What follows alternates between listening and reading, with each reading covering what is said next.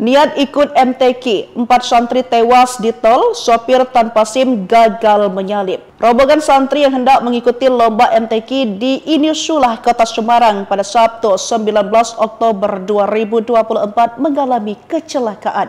Mobil yang mereka tumpangi gagal menyalip kendaraan lain sehingga oleng dan membentur pagar pembatas tol Unggaran KM 432. Dalam kecelakaan yang terjadi pada Jumat 18 Oktober 2024 sekitar pukul 9:45 tersebut. 4 orang meninggal dunia dan 12 orang lainnya mengalami luka. Kasat Lantas Polres Semarang AKP Lingga Ramdhani mengatakan korban tewas terdiri dari 3 santri dan 1 pendamping. Identitas korban meninggal yakni FZ 16 tahun, warga Kabupaten Grobogan, SH 16 tahun, warga Sambas, Kalimantan Barat, AK 16 tahun, warga Bekasi, Jawa Barat, dan pengasuh AF 18 tahun, warga Lombok, Nusa Tenggara Barat.